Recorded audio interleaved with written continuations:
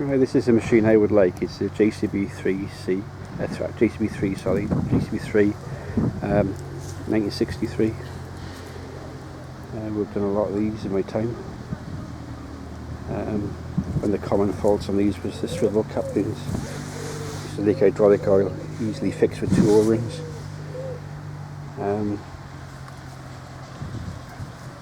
This one is suffering from the same problems with the cabs.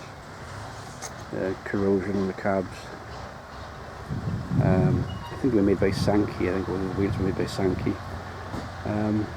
There's one machine I would like to own actually. It's a 3C. It's a 3 JCB3 or 3C, which is a later version. But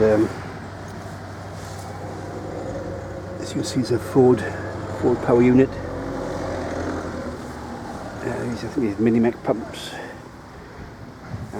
It's basically a Fordson skid unit. So it's a fair bit of tin work to sort out and a couple of leaks and corrosion, but what do you expect from a machine that old? See the hydraulic pump there on the front. It's quite a small pump really to run a machine, which is about 7 ton. Yeah, it says here JCB3 1963 Worcester registration. These were the mainstay of the plant oil industry in the 1960s and 70s, and a machine I would love to have.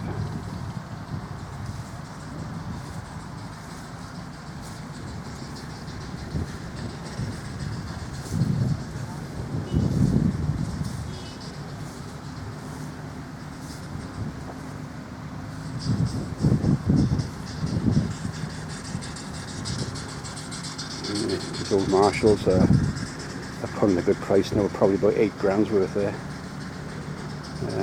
To start these machines, you got a cranking handle, put a lighted taper in there that comes off, open started by a cartridge, shotgun cartridge, put behind there, and you hit strike that with a hammer. So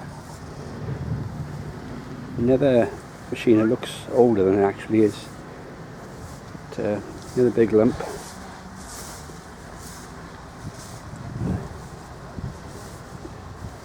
one next to it.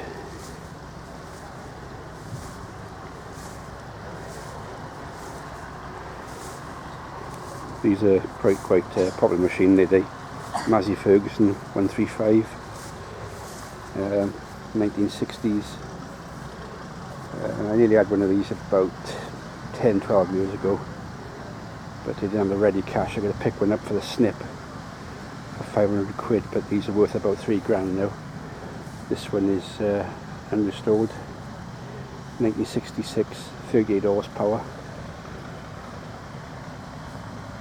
It's quite unusual actually, because it's got a petrol engine one.